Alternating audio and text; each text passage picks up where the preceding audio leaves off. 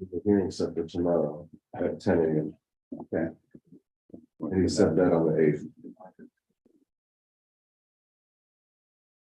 We'll find out tomorrow.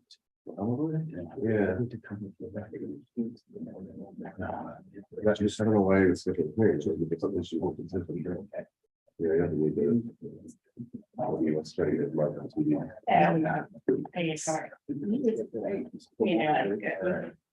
And it's more.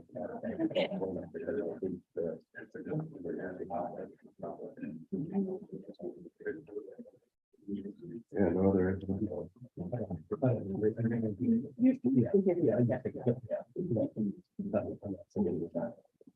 That's strange. Strange, no other information. Yeah, here. I just want. 3 weeks after. Well, 2 weeks.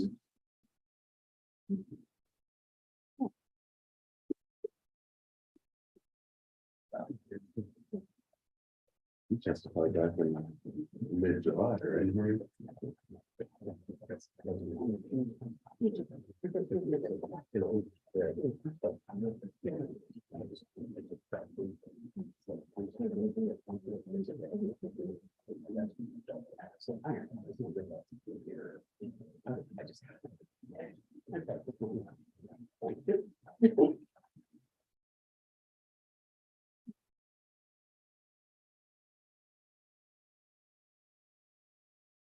Good morning. We're ready to begin. Let us stand for the pledge of allegiance. I pledge allegiance to the flag of the United States of America and to the republic for which it stands, one nation under God, indivisible, with liberty and justice for all. Thank you. You may be seated. I'll note for the record that Mr. McCafferty's absence is excused. Thank you. Okay, we will begin. I will move the acknowledgement of the following candidate withdrawals from the November 7th, 2023 general election. And for the record, all of the candidates are nonpartisan. Bracknell Member of Council, David Kaczynski. Euclid City School District School Board Member, Dwayne H. Pringle. Garfield Heights City School District School Board Member, Rebecca Justice. Hunting Valley Member of Council, Gerald B. Medinger. Newburgh Heights Member of Council, Eva M. Karras. Newburgh Heights Member of Council, Doreen B. Cray. And Warrensville Heights Member of Council, Ward 4, Walter Stewart. And I also acknowledge the local options withdrawn from the November 7, 2023 election. Local option Bay Village 03A, Bay Village Provisions Question 1. And local options Cleveland Ward 3B, Imposters Limited Question 1. Second. Second by Ms. Chappelle. Any on readiness? Hearing none, all in favor, aye. Aye. The ayes have it. Thank you. And on to certification of candidates for the November 7, 2023 general election. We have Mr. Lawler. Thank you, Mr. Chairman. Good morning, board Good members. morning. You should have a new sheet given to you today, with the date of 8/21 by one corner. We took off like imposters off of that. So there are 6 petitions in question. None of them have been withdrawn. All of them are short. I know that both the local option, the last one, Juicy Seafood is here. They have some affidavits from signers. They are short for signatures. Otherwise, I don't know if there's anyone else to speak on any of the other candidates or local options. Okay, We thank would you. recommend on all 6 of them, the board not certified. Okay, thank you, Mr. Lawler. We will divide this up into 2 sections. First, we will deal with the issue of the candidates not completing the nominating petition clauses on the petition, making those part petitions invalid. The petitions do not have the qualifying minimum ballot signatures and therefore should not be certified to the November 7, 2023 general election per what you just stated for the record, Mr. Lawler. I will ask if Mr. Hubble is present, and if Mr. Hubble is present, you may come forth.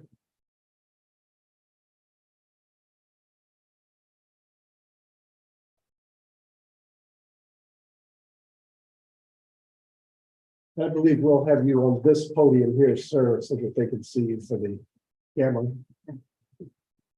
And if you would state for your name, for the record, your name, please, and the chair will recognize you for up to 5 minutes. You may speak. My name is Jason Hubble. Good morning, board. First off, I want to thank you all for allowing me to speak in the hopes to defend my petition issue, allowing my name to remain on the November 7th ballot. My name is Jason Hubble, and I'm hoping to run for the Brooklyn City School Board in November's election. I'm running as a proud father of 3 boys who will all one day graduate from Brooklyn schools, with the hopes to play a role in making it a school district that they can look back and be proud they graduated from. On July 6th, I turned in my petitions to be verified and allow my name on the ballot. With this being my first time ever running for office, I asked questions and wanted to make sure I was doing it right. I was told to bring the petitions in early to ensure time to validate. I was told if there were issues with the petition, the Board of Election would contact me and I would be able to fix the issue. I turned in my petition on July 6th to allow plenty of time in the case of something that would not count. By July 11th, on the Board of Election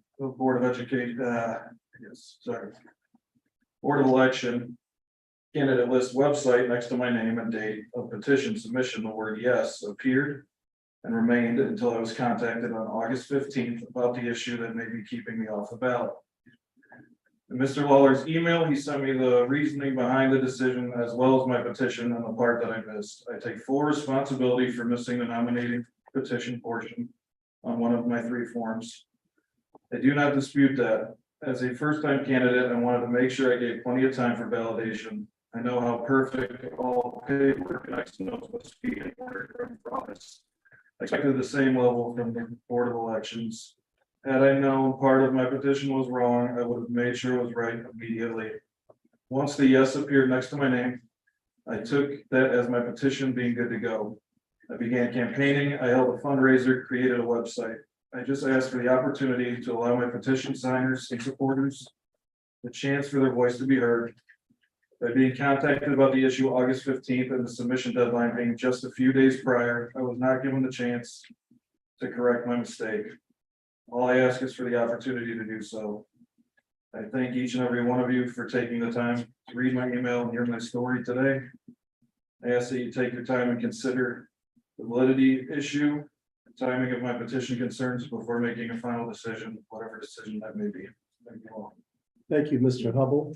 I'll now turn over to my fellow board members for any questions or comments that they may have. No, we appreciate you coming and serving on the school board is a very needed and noble position to serve. In my career, I represented a number of school districts and they need great board members, especially those who have kids in the district. So I applaud you for your efforts and I appreciate you coming down. Thank you very much. Thank you. Thank you, Mr. Hubble. Okay, Mr. Lawler, anything else you want to add before the board takes action? No, sir. Okay, thank you. So on the issue of Mr. Hubble, we have received guidance as far as what the parameters of the law are, and we've taken that under consideration. It's unfortunate, based on what Mr. Hubble represented, that we're not able within the parameters of the law to add him to the ballot, though I think personally, I would like to have been able to do that, but the law concludes that. And am I correct, Mr. Musson, in that interpretation, Ms. Stickett? Well, Chairman, I think maybe that should be put on the record because I think that's where we struggle, because I believe we asked 2 questions to be framed, so I agree to, yes, thank you. And Mr. Musson, yes. Sure, Mr. Chairman, just a second, just Chappelle. Yes, unfortunately, the mistaken or erroneous advice from staff to the candidates and their reliance on that is not justification to allow an erroneous or a deficient petition to place a candidate on the ballot. I think the Supreme Court was pretty clear in the district on that 2 wrongs don't make a right. When there's a mistake, we need to correct it and take the appropriate action. And unfortunately, this decision from 2019 wasn't in the staff's consciousness at the time that they were reviewing these petitions. And the initial review was an error. Just a question, if I might, just, and the Weller decision and the principles derived from that decision, which puts us in a position today, does not appear in the elections officials manual. No, That it, namely, that completion of the nominating petition portion of the petition is required in terms of meeting the substantial compliance and strict compliance standards. So is that in the elections official manual anyway? And since 2019, has that been updated to include the Weller decision? not that I saw, I haven't read it front to Yeah. back, but the relevant sections, it does not mention. Because I would like to say, I mean, yeah, our staff usually gets it right. And I don't, want us to be, we didn't get it right this time. I mean, I understand. But we go with the guidance that we have. I will say Brent does a fantastic job. And we try to make sure we're up. I guess my point is we should be contacting the Secretary of State's office to make sure that the dictates and parameters of the Weller decision are in the elections officials manual.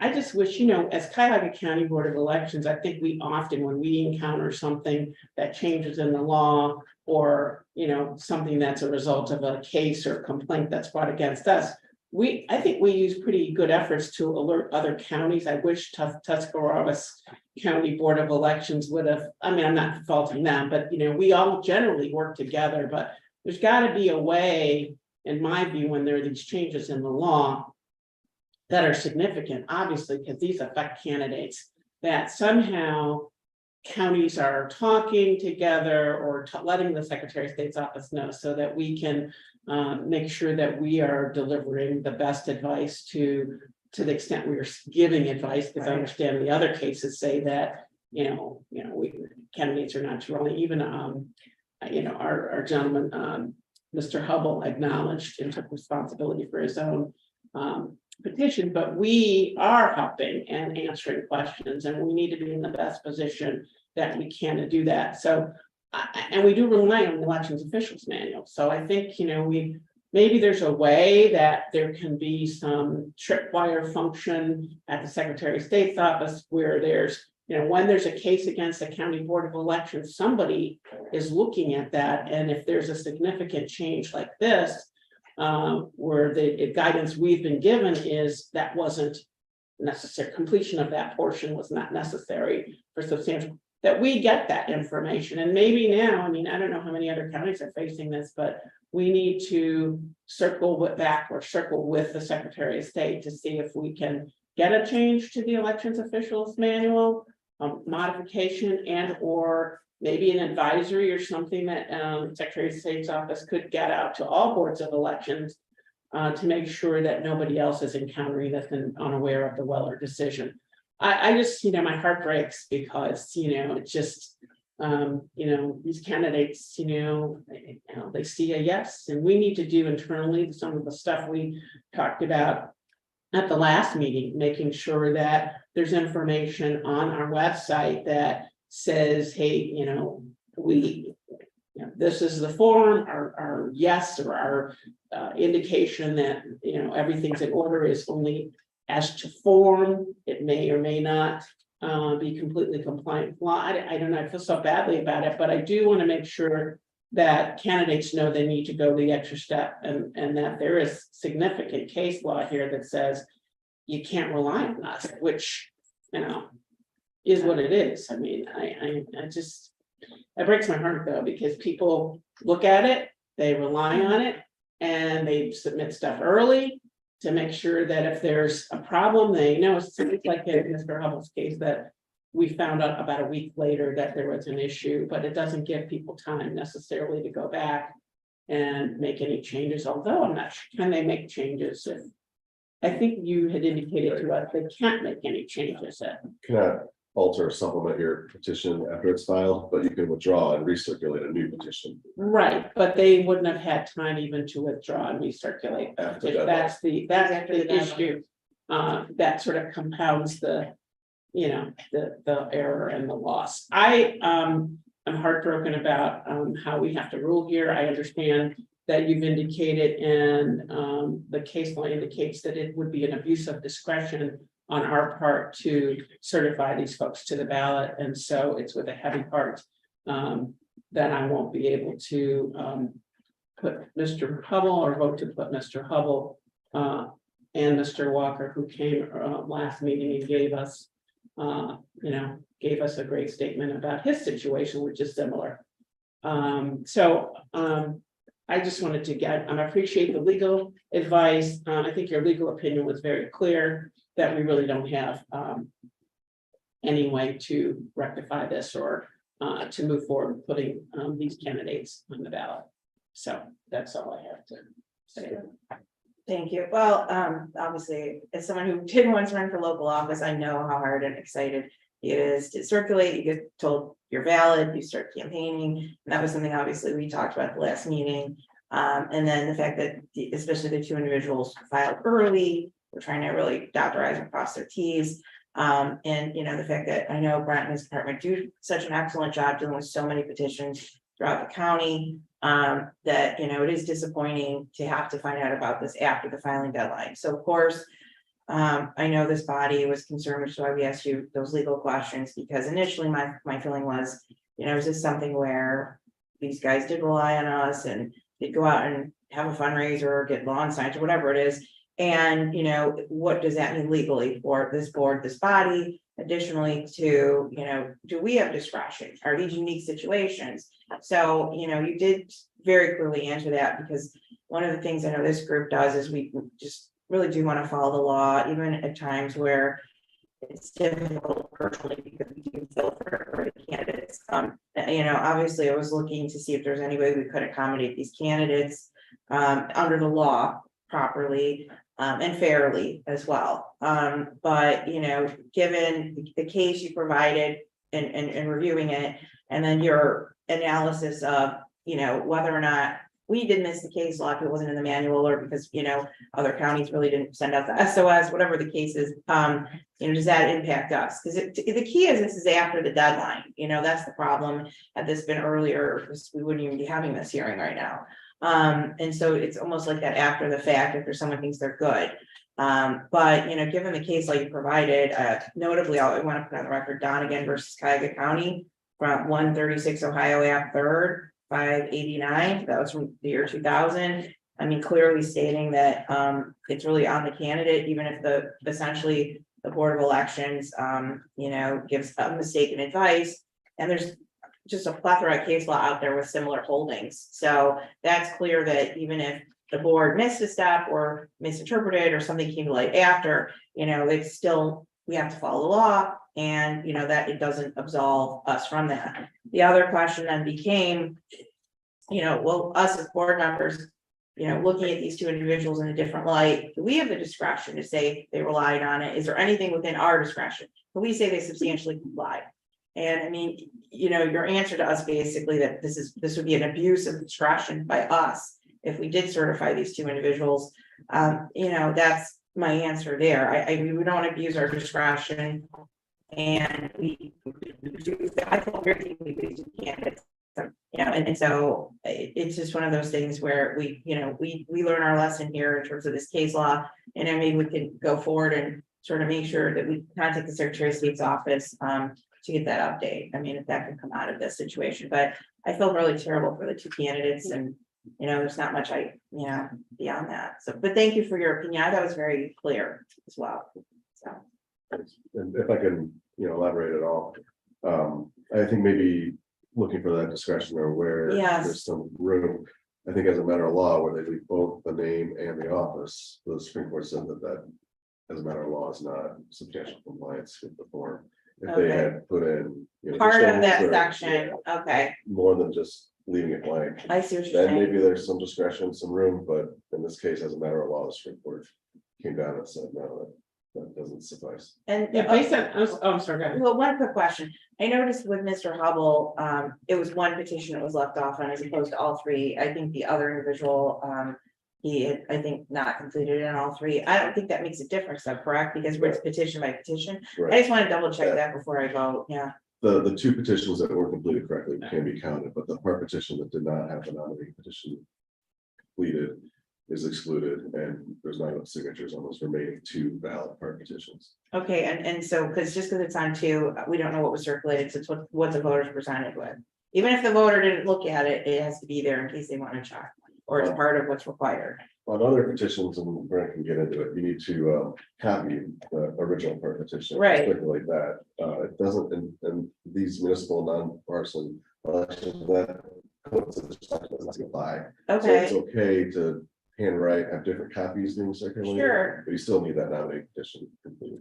Yeah, I just would beg to differ with you on the, I mean, I know we're trying to parse out a way that the court might say there was compliance, but I don't even, my reading of the Weller decision Yeah. doesn't even indicate to me that if they had put one part of, put the office they're running for and maybe not the other piece. It seemed to me that the Ohio Supreme Court was very clear that you had to have both pieces and it had to be completed. Right. So I appreciate you're trying to find a way. I just would say, I don't think even inclusion of a piece of that information under the Weller decision would yield the result that we all hope for, that we would have some discretion. As an officer of the court and as a lawyer, I don't have any, I would read that as I have no discretion and would want to run afoul of my own obligations.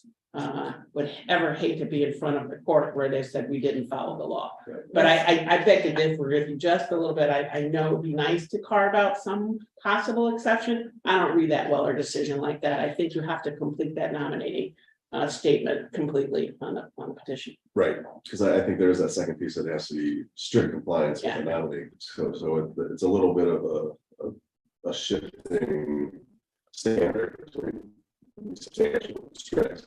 I don't want you to be in court having to make that argument. I don't know that you can make it. Thank you, Beth. All right, thank you, board. Thank you, Mr. Musson. On the matter of Mr. Jason M. Hubble, I will move not to certify Jason M. Hubble for the office of Brooklyn City School District Board Member for the November 7th, 2023 ballot. I'll second.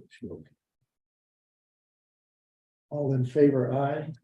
Before we vote, can I make a Sure, yes, comment? please. Just, we already did our legal comments for the record and our analysis, but I just wanted to say, I think we're all on the same page here. I mean, I think had we had some discretion, we would look to that if it was legal. But seeing that we have literally no discretion and we would be abusing our discretion, I know that following the law is important to us, because this is gonna be a hard vote, but I think I just want to be clear, that's where my I'm at. So, Right, and I concur with you. This is not something that we, as board members, on a personal level, want to do.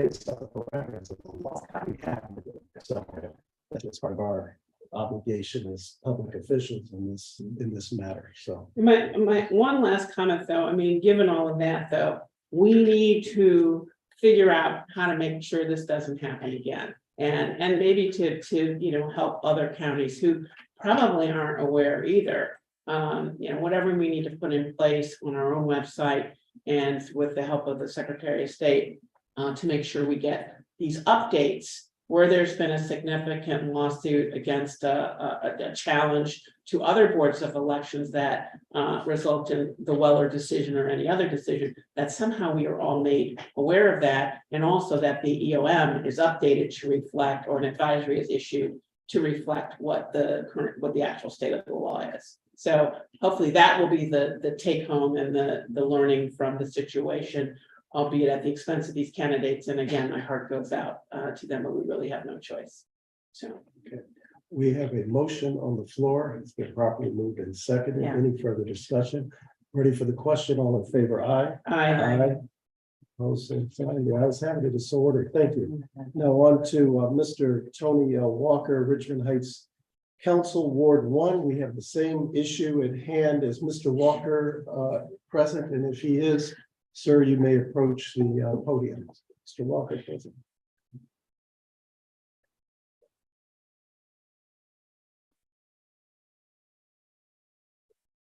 Well, Mr. Walker, would you please state your name for the record and address, and then we will allow you up to 5 minutes to speak, sir. Absolutely.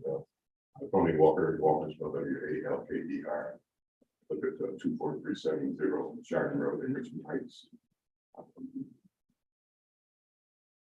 Morning, Mr. Chair, members of the board, staff, members of the audience. I appreciate the opportunity to address the board this morning. I would agree wholeheartedly with the comments made earlier by Mr. Hubble.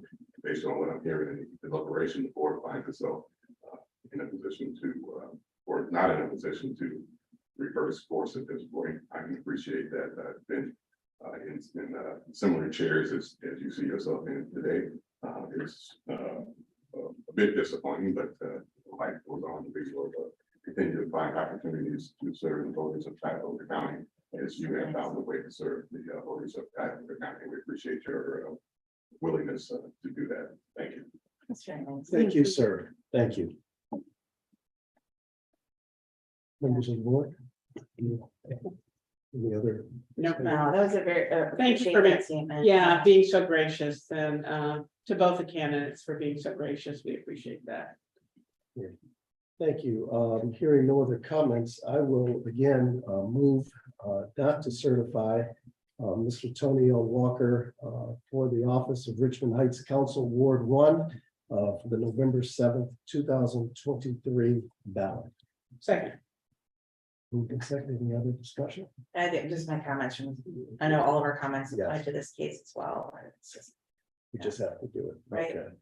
All right, hearing none, all in favor, aye. I, The ayes have it. It is so ordered. Thank you. We have another issue for us. Getting options, petitions. that do not have qualified minimum amount of signatures, therefore should not be certified to the November 7th, 2023 general election. We have East Cleveland City School District Board Member Deborah N. Abdul Rahim. Is Miss Abdul Rahim present? We have Moreland Hills Member of Council, Heather Sen. Present. Local option, Cleveland 4E, Chili's Beverage, question 2. Representative here for them. And then we have local option, Cleveland 6G, Juicy Seafood and Wing, question 1. And we do have a representative from them. We'll ask Mr. Lawler if you would please tee this up, and then we will hear from the representative. Did we do the first three separately? Pardon me? Do we vote on the first three separately? Yes, we can. You can do it as a grouping. You can do it as a grouping. we Get can it do it. separate done, because I think they'll get to the ballot. Okay, that'll great. Okay, thank you. Are we doing that? So we have before us again petitions that don't have the qualifying minimum valid signatures and therefore should not be certified for the November 7th, 2023 election. And those are the first three before us. Miss Deborah Abdul Rahim, Heather Sen, Moreland Hills Member of Council, and then local option 4E Chili's Beverage question 2. We can take those as a Sure. blanket. Okay. Board? do you want to make a motion or? So I would move not to certify Deborah N. Abdul Rahim for East Cleveland City School District Board Member, Heather Sen, Moreland Hills Member of Council, and local option 4E Chili's Beverage question 2 to the November 7th, 2023 ballot. Second, Moved and seconded. Any further discussion? Hearing none, all in favor, aye. Aye, the ayes have it. It is so ordered. Mr. Lawler. Thank you, Mr. Chairman. The final one is Juicy Seafood and Wings, question 1 only, which is Cleveland 6G. Mr. Asani, registration manager, has gone over the positions, and then I have gone over them with the client and myself, and we whittled it down to 4 signatures that are not valid. He did provide with us, we have an email of I believe 6 names that you would like the board to review today, and accept affidavits. One of them, Ms. King, is on petition number 10, line 5. And I think it's at the very back of your email package. You should have a signature printout. Yeah, If you could go find the one that looks like this. It's probably got a green name on it with, question mark as the petition number, because the I didn't know what petition it was. It's like the one. It's like a doctor's signature Yeah. on a square. Yes.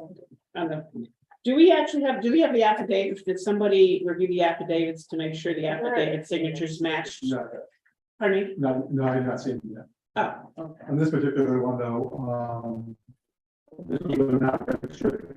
And there's like 400 people now on the building. And looking at this morning, last night, we had this application. This should be covered. Letitia King. Yes, if you agree with that, yes. The A on the last name appears to be exactly the same. I'm looking at the petition. What did you just pull up?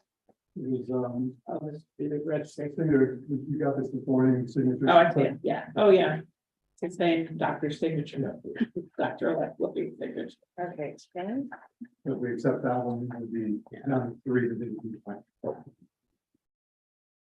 All right, I will call upon the representatives for Juicy Seafood and Wing. Gentlemen, you may come and identify yourselves for the record, and you'll have up to 5 minutes to speak. Thank you. My name is John Neal. I'm counsel for the petition. Walter Haverfield and Erie County. But to my right is Alex Labuse. He's my co-counsel, also at the same signatures. Thank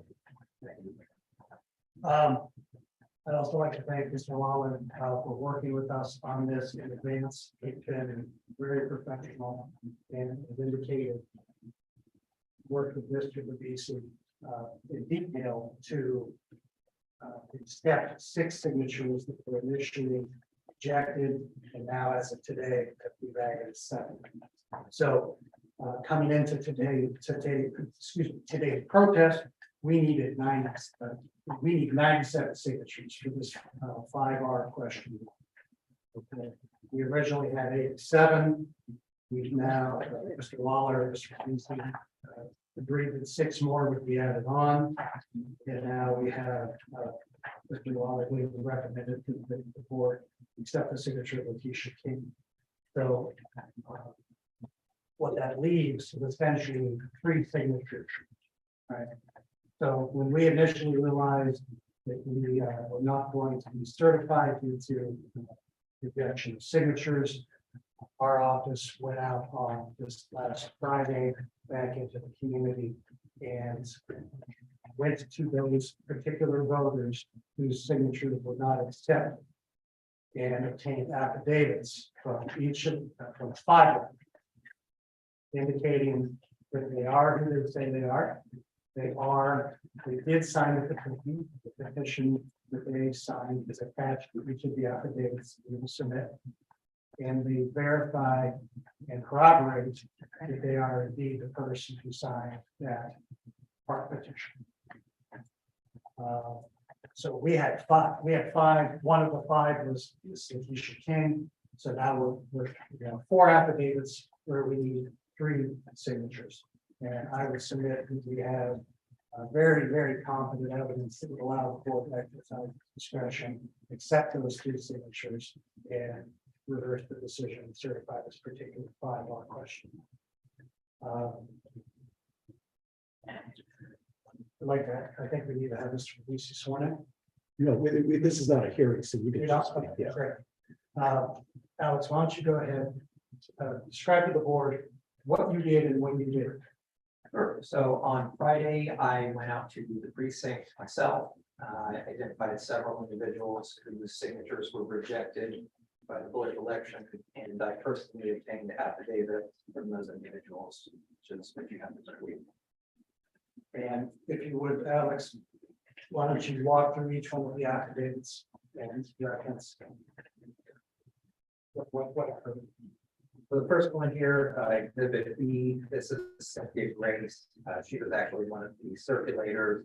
She had written her name in somewhat of a mixed cursive print format on her affidavit, on her petition. So we obtained her signature in the affidavit, just confirming that she did in fact sign that petition. Exhibit C is Ruth Gage, elderly woman, wheelchair bound, had a little bit of difficulty signing her signature on the petition in the right manner. Same thing with her. Went out to her building and met with her personally and have her sign the affidavit. Exhibit B, Patricia King, we've already discussed that one. It was just rejected because the board was unable to properly identify whose signature that was. Exhibit E, David Brady, a similar thing. It was somewhat of a mixed cursive and print signature, was rejected for that reason. So I went out and David to verify his identity. And then the final one, Exhibit F, is Lynette Kerner. She had signed the petition under her maiden name, under her married name, which is Lynette Iverson. She's registered under her maiden name, Turner. And I don't believe that she updated her voter registration. However, she did vote in the most recent election. I'm not sure if she voted provisionally or process yet.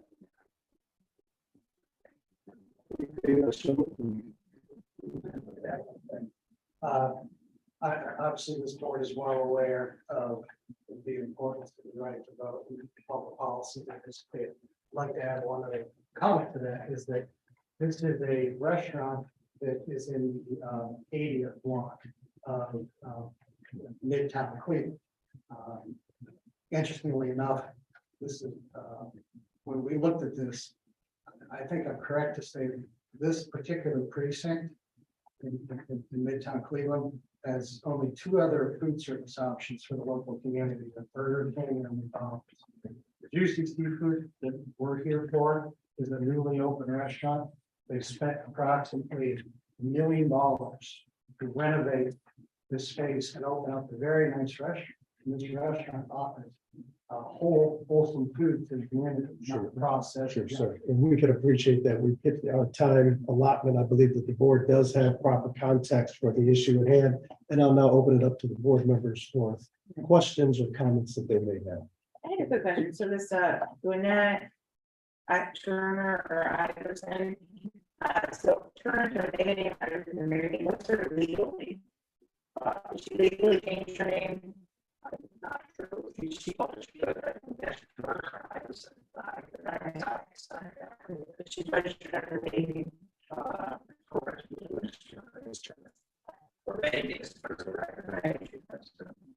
Yeah, this is one for the gene. All right. So it's in that I would add. Change their name. Okay. We don't have the board able to do this. I guess that would be my question. I guess my question is, my view is we have someone statements now under affidavits, so indicated who they are and that, and confirming that that's their signature. My question is simply, do we have enough signatures now? And my question is to Brent Lawler. I'm not contesting the veracity of the sworn statements, the affidavits. I appreciate the work that went in to go and get them. To me, this is beyond probative evidence that there's enough, I mean, that these are valid and these people the question is, do we have enough valid signatures now? So they submitted 5. If we even take out the one with the name didn't get changed, that means Yes. that leaves the 4 that we need. Yeah, so I think we're there anyway. We're Yeah, that's That to was me a that helpful meeting, but we're good. Okay, all right. I'm just doing the math. She said she signed. All right, any other deliberations from the board? Okay, I believe that we need 2 motions Okay, for this. We would need a motion to accept the validity of the affidavits that have been represented to us, which would then move us into to the petitions. Right, the next motion would be whether or not those petitions were down, so the chair will entertain a motion. I can make the motion then to please affidavits. I think the signature of the completion affidavits are sufficient to be accepted. Is that what the motion would be? Yeah, we just add a friendly amendment to add these to the record of proceedings today so that we have a full record of what has been submitted and what we can decision on. So that would be a friendly amendment. Okay, because we have sufficiently enough signatures that would lead to the second motion. All right. Okay, thank you. And two second, all right. And Ms. Chappelle, second. Second, with friendly amendment. With the friendly Yeah. amendment. Any discussion on that motion? Hearing none, all in favor, aye. Aye. The ayes have it, it is so ordered. And because those are now valid, then I would move to certify local option Cleveland 6G Juicy Seafood and Wing Question 1 to the November 7th, 2023 ballot. Second. Second by Ms. Chappelle. Anyone readiness? No. Hearing none, all in favor, aye. Aye. The ayes have it, it is so ordered. Thank you, Thank you. gentlemen. Thank you. Appreciate it. Thank you very much. Thank you, Mr. Waller. Okay, now we will stay on point 2 of the candidate and petition services.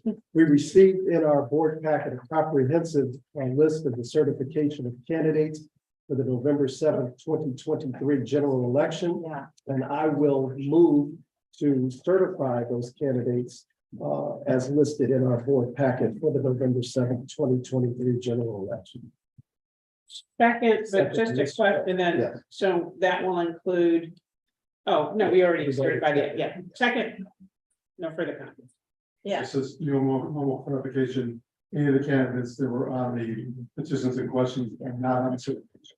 That's- Okay, but we those just, issues are- we just authorized the other Because one. we just certified Yeah. that one already, so now we're at, Correct. we actually had to go all these to that one. Yeah. We will update the list for board packet that Mary put in the minutes.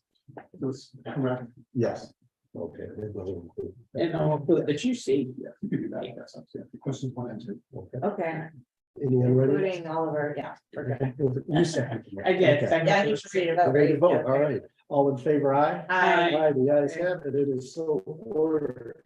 On to 3, I move to certify the issues that are presented in our board packet for the November 7th, 2023 general election. Second, And just as a point of clarification for the record, that's actually an issue, so Juicy will actually go on that part. Yeah, Because oh, that's as a right, candidate, so I just want That's- to clarify that for the record. yeah, okay, no, right, yeah.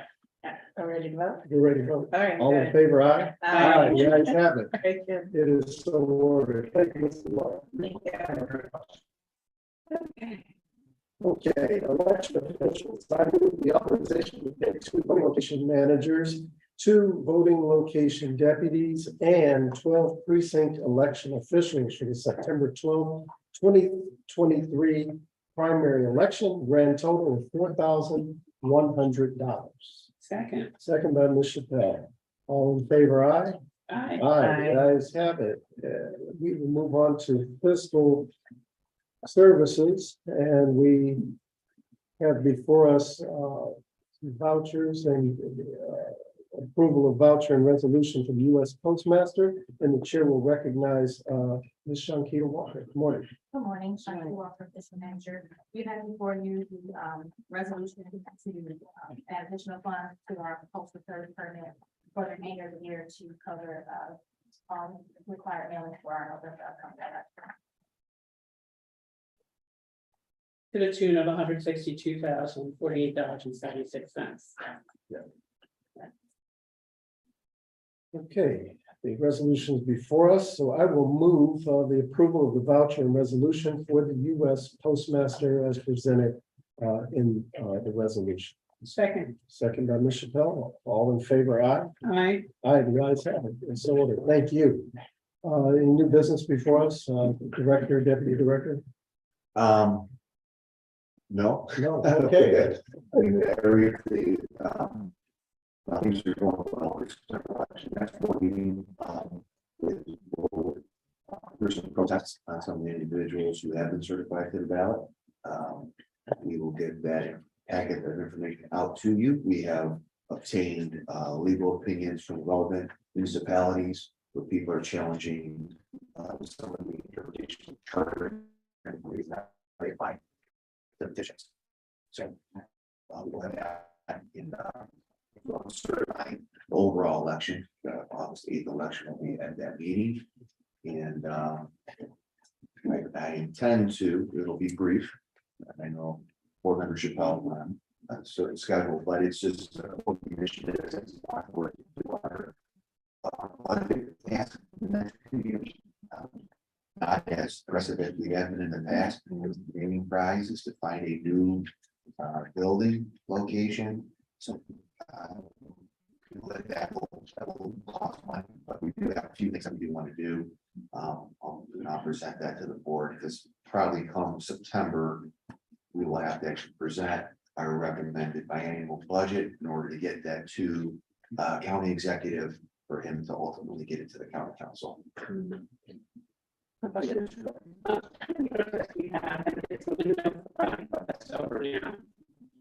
No, that's 25th. And we. And how many do we have already? So we have, I think it's around 8. However, I'm not sure if that number is correct, but it's like 2 groups of 4. So it's the same, Issue. just, yeah, it's exactly. Christopher Lewinowitz is bringing something against their candidate who's running for mayor in the city of Euclid. He himself is qualified for the ballot as mayor. So he has a question on a form of petition. And then there's 2 individuals. Withdrew, not so long ago. I thought I saw a withdrawal from. With that, actually, Okay. yeah, for one essentially not on the ballot. Oh, okay. All right. I didn't know that. Yeah. And then we have 2 similar protests. Mariah Crenshaw and Jeff Johnson had both filed protest against candidates for Cleveland Municipal Court. And they hit on different candidates, but basically what the signature requirement is, the number of signatures as well as residency required for that. And the legal law director for Cleveland has opined on those items. So those will kind of like today, I'll regroup some of the things I would anticipate. That's how I think that is all we have as far as protest wise. So Yeah, I just, even though I have a hard stop at like 11:15, 11:30, I think board member McCaffrey would be, there still would be a quorum if I have to leave before you guys finish that. But thank you for letting me know that. Hearing no other new business, public comment has already been cared for. The gentleman who had the floor earlier. No need for executive session, so I will move that we go into recess. Second. All in favor, aye? Aye. The ayes have it. Thank you. Have a great day.